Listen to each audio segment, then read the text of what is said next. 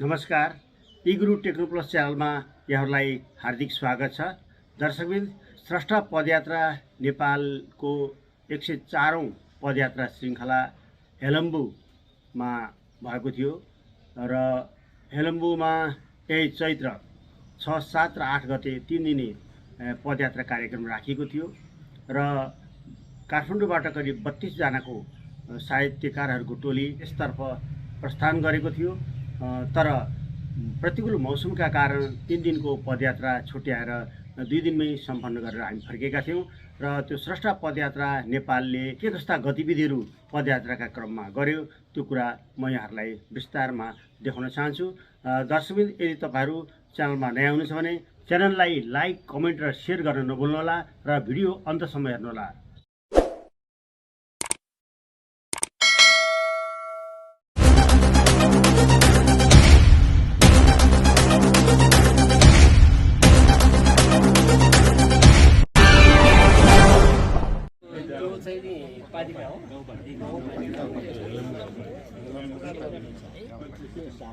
छिटो गर्नु सट्ट जाने आइहाल्ने अलिकति पदयात्राको थोरै आधी किलोमिटरमा भक्तपुर जिल्ला सिरौटार गाउँ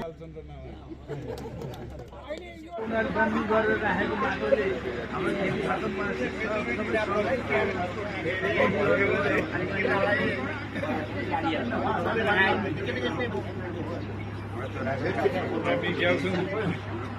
सेरामा आएका छौँ। हेलम्बुको पदयात्रामा, साहित्यिक पदयात्रामा छौँ। हामी साहित्यिक ड्रेसमा पनि छौँ, स्रष्टा पदयात्राको रातो टोपीमा छौँ र हामी 2 दिन हेलम्बुमा बिताएर पाल्चोक भगवती दर्शन गरेर मेलम्चीको बाटो जान्छौँ।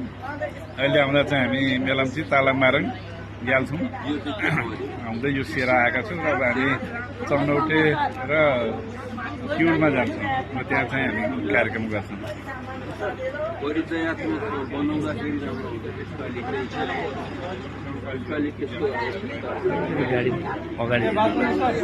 दबर्दै खोला खोल्सा नदी वा नदनहरू सबै छन्द कल्लोल बुन्छन्। मान्छे त्यो माधुरीमा अतिशय रत भई छन्द जस्तै सुसेल्छन्। भाले एका बिहानी कुक कुक कुकुरी कहाँ गरी छन्द गाफे कोइली जुरेली चिरबिर लयमा छन्दकै गाउन थाल्छन्। सुसेल्छन् वन उपवनका वृक्षले स्निग्ध छन्द। नदी यही माटो यही वृक्षको लौ सुन्नुस् म आज भन्छु महिमा प्यारो छ हेलम्बु यो। सँगसँग नाद गरेर बग्छे हरदम गङ्गा जीवन दायिनी। हेल्मुको दुःख कष्ट सब लगिदिने यही प्राणदाता बनि।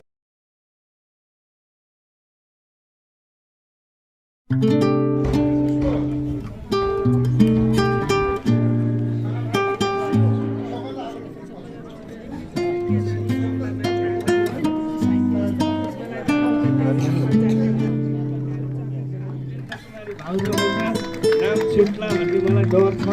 भाउजूलाई मैले सम्झेको छु। सबै भाइ बहिनीहरू तपाईँहरू हामी विद्यार्थीलाई त पढ्दा साहित्यकारहरूको कविताहरू अथवा यस्ता चाहिँ कार्यक्रमहरूमा सहभागी हुँदा नै हामीलाई चाहिँ उत्प्रेरणा हुन्छ। भाइ बहिनीको बिचमा बसेर उनीहरूले पढ्ने, नेपालीमा पढ्ने कविताहरू कविले कस्तो कविता लेखेर व्याख्या गर्न आयो भने देख्नु। हाम्रा अतिथिज्यूहरूलाई कार्यद्वारा स्वागत हुँदैछ। यो सहयोगले मात्रै हुने कुरा हो। हामी आज यो मानेमा गर्व गर्दछौँ। हाम्रा किताबहरूमा लेखक, कविता वाचक, कविता लेख्ने सिर्जनाकार, साहित्यकारहरू, हाम्रा प्यारा भाइ बहिनीहरूले जसरी हामीहरू भनिरहन्थ्यौँ केही कुराहरू, हामी तपाईँहरूले हामीलाई गुरु मानिरहनुहुन्थ्यो, त्यो हामीलाई प्रत्यक्ष देख्नुहुन्थ्यो। त्यस्तै गरेर आज हामीले हाम्रा साहित्यकार, हाम्रा स्रष्टा गुरुहरूलाई, हाम्रा कविहरूलाई हामीले हाम्रो विद्यालयमै, हाम्रैमा आएर हामीले खोज्नु परेन। हाम्रै स्कुलमा, हाम्रै आँगनमा, हाम्रै सहरमा आइदिएर, हेलम्बु बोधिसत्व मोडल स्कुलमा आइदिएर हाम्रो आँगनलाई पवित्र गरिदिनु भएको पनि एउटा प्रेरणाको स्रोत बन्न पुग्यो। एम ज्योति सर, जुन हाम्रो नजिकैको छिमेकी विद्यालयको प्रधानाध्यापक हुनुहुन्छ, हाम्रो साथी हुनुहुन्छ, हाम्रो 7मा पुगेका पनि त हुनुहुन्छ नि। पोहोर पढ्नु भएको थियो नि है। अनि अहिले 10मा पढ्दै गर्नेसँग अहिले गेवाली सर आउनुहुन्छ है। तपाईँहरूले पाठ सुरु गर्दैखेरि पढ्नु भएको छ, 6 कक्षामा सुरु गर्दै मलाई पढ्नु भएको छ। म त्यही कविताका केही अंश मात्रै भन्छु ल, आउँछ भने सँगै भन्नुहोस् है, आउँछ भने भन्नुहोस्। मदेश सिंहो म हुँ चन्द्र सूर्य, म भेष तिम्रो म हुँ पूर्ण चित्र, छैनन् पराई सब भाइ भाइ, आमा पुकार्छन् सबले मलाई, आमा पुकार्छन् सबले मलाई।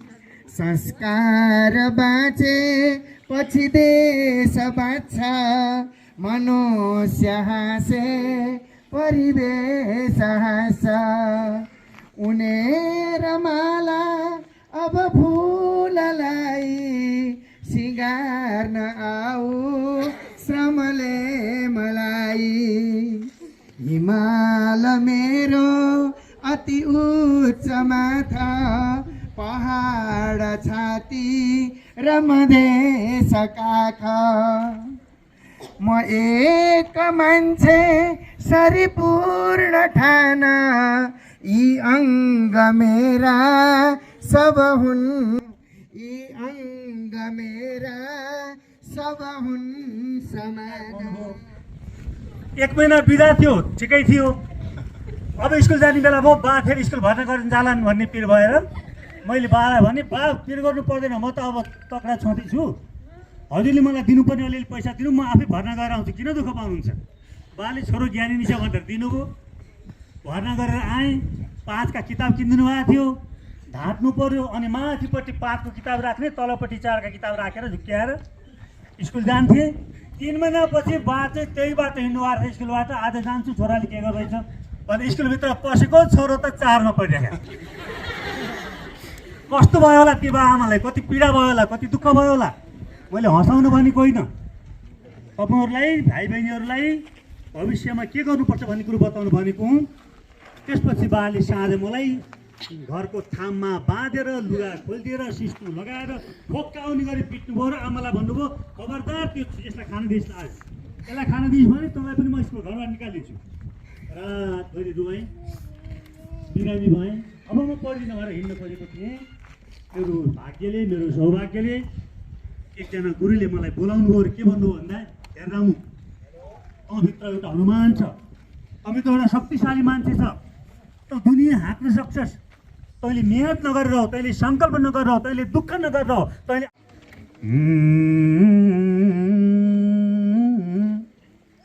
कर्ममा छ भने शक्ति, जङ्गलै बन्छ नन्दन, घोटिए 100औं पल्ट दाउरो बन्छ चन्दन, भएमा उच्च सङ्कल्प छैन केही असम्भव, सङ्कल्पले बनेका हुन् महान मान्छेहरू सब, सङ्कल्पले बनेका हुन् महान मान्छेहरू सब। झर्न नपाओस् आँसु कसैको, दुःख सबैको दूर भगाऊ। धन्यवाद। कुराहरू त्यहाँबाट प्राप्त हुन्छन्। कला भाषा साहित्यले जीवनलाई आनन्द दिन्छ। हाम्रो स्वागतको निम्ति बस्नुभएको यो पवित्र भूमि, पद्म सम्भवले गोदीमा बनाएको यो भूमि,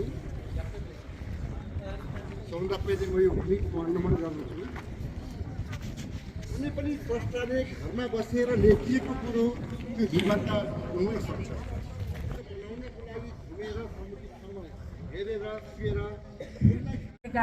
सम्पूर्ण सर म्याडमहरू सबैलाई हार्दिक हार्दिक अभिवादन गर्दछु। साथमा आउनुभएको छ, म अत्यन्त खुसी छु। यतालाई यति मात्रै, अब म यता फर्केँ। प्रिय भाइ बहिनीहरू, तपाईँहरूलाई भाषण मन पर्दैन होइन त? तपाईँहरूलाई अघि देवी सरले जस्तो, गेवाली सरले जस्तो मिठा कविता भनेको मनपर्छ। मलाई त्यस्तो लाग्छ। म ठिक छु कि छैन? साथीहरूले भनिहाल्नुभयो, म यता नजिकै जन्मेको दुबाचौर गाउँ हो मेरो। तपाईँहरूले सुन्नुभएको होला दुबा चोरिया नजिकै पर्छ यो मोबाइलमा हेरेर गाउनु पर्यो गीत क्षमा गर्नु होला र गीत यसरी ठिक हुन्छ भाइ बहिनीहरूको एट्र्याक्सन देखिरहेको छैन सम्भवतः लामो भयो कि भाषण माफ गर्नुहोस् है मेरो गीत यसरी सुरु हुन्छ साना साना बहिनीहरू साना साना भाइहरू साना साना बहिनीहरू साना साना भाइहरू धरतीका मूलहरू कोपिला र फुलहरू मैले कवि पीताम्बर भण्डारीको बारेमा असारे भाकामा लेखेको लामो उहाँको परिचय छ त्यसबाट 4 लाइन गाउँछु त्यसपछि हामी मेलम्चीको बाढी मेरो आजको कविताको मुख्य शीर्षक यसलाई चाहिँ हामी जुवारी खेल्ने ढङ्गले म्याडमहरू 2 जनाले महिला टोलीबाट र हामी 2 जनाले पुरुष टोलीबाट जुवारी नै बनाउँछौँ त्यसैले त नजिकै आउन पहिला चाहिँ कवि पीताम्बर भण्डारीको बारेमा मैले लेखेको किताब पाना भरे किउल कवि भण्डारी मदन चेला थिए उनकै बाटो लिए यी पीताम्बर भण्डारी आमै कुट्ने कल कुट्ने मेसिन टर्बाइनबाट चलाए खुसी बग्दा जुरे पहिरो खस्दा जस्तै फेरि आटगर बाटन पूर्व मटार मटार पूर्व भल्टार लामा टारमा सशम्भु सुना सुना महिना पुग्या छैन छैन डुबु छेउको सुस्वयम्भु भएको हिमतल फुटी गएको मेलम्चीमै पोखियो बेलतुम्की उल बजार भाग्नै गयो हतार बाढीले त छोपियो पनि त्यही पुतली कान्छे हजुरआमा बुढी भन्दै लौरी टेक्दै हिँड्छे हजुरआमा बुढी भन्दै लौरो टेकी हिँड्छे मलाई दिनुहोस् न पुतली। सबैलाई नमस्कार। म चाहिँ आज कविताभन्दा पनि एउटा भेराइटी चेन्ज गरौँ भनेर कविता धेरै भयो। म लघुकथा सुन्नुहोस् है। यो एउटा मिथकीय लघुकथा छ। लघुकथाको शीर्षक छ स्वार्थ। हे नाथ, मर्त्यलोकमा एक पुरुषको निधन भएछ। आफ्नो काखमा सिरानी हालेर मस्त निन्द्रामा परेका महादेवलाई पार्वतीले बिउजाइन् र बिन्ती बिसाइन्। उनकी श्रीमती र आमा बुवाको ठुलो रुवाबासी चलिरहेको छ। मलाई असह्य भयो। हजुर गएर केही उपाय गरेर आउनुहोस् न नाथ। महादेवले भने, हेर प्रिय, मृत्यु प्रकृतिको नियम हो। यसलाई सबैले स्वीकार्नुपर्छ।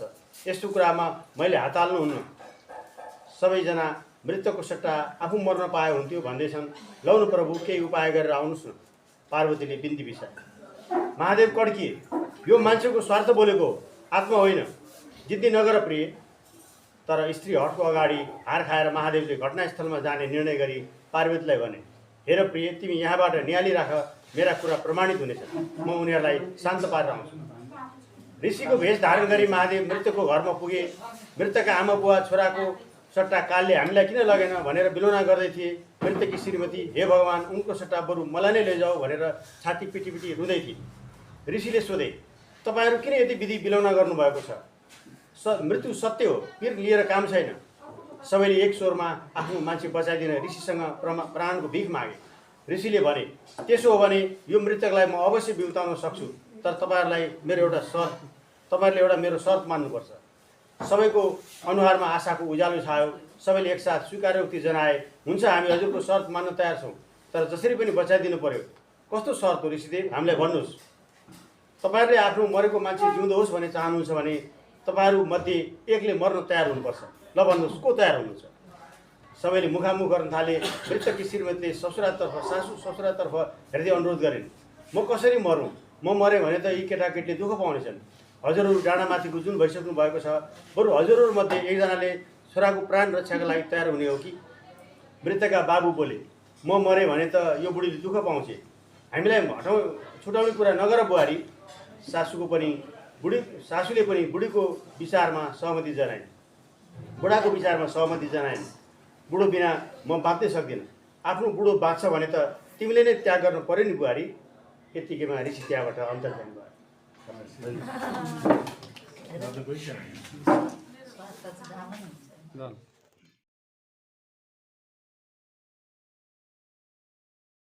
कवि छन्। उनको मलाई मनपर्छ। उनको नेपालीमा पनि कविता पाइन्छ, नेपालीमा पनि छन्। उनको एउटा कविता सन्दर्भ हुँदैन, हिमाल जतिसुकै अग्लो किन नहोस् भुइँ छोडेको दिन ढल्नुपर्छ। हिमाल जतिसुकै अग्लो किन नहोस् भुइँ छोडेको दिन ढल्नुपर्छ। नदी जतिसुकै लामो र गहिरो किन नहोस् मुहान सुकेको दिन सुक्नुपर्छ। उनको अनि उनले के भन्छन् भने कवितामा विचार र कला दुईटा पक्ष हुनुपर्छ। विचार र कला दुईटा पक्ष हुनुपर्छ भन्छन्। उनी चाहिँ विचार पहिलो र कलालाई दोस्रो।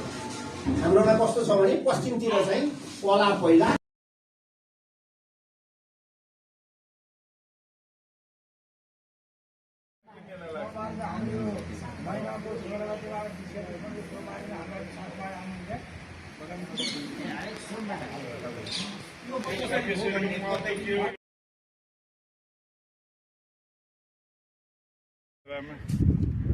हेलम्बुको चोकबाट मान्छेहरू लागिरहेका छन्। यो चाहिँ ग्रेट ट्रेल हो, चाइनाको ग्रेट वाल अलि अगाडि हेर्नु।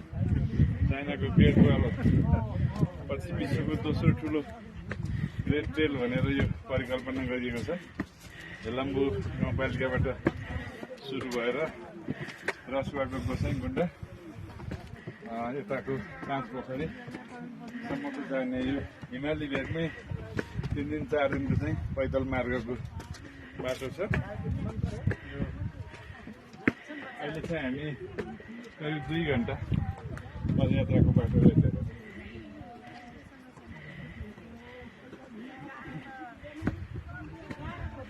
सर अनि कस्तो लागिरहेछ हजुरलाई यात्रा?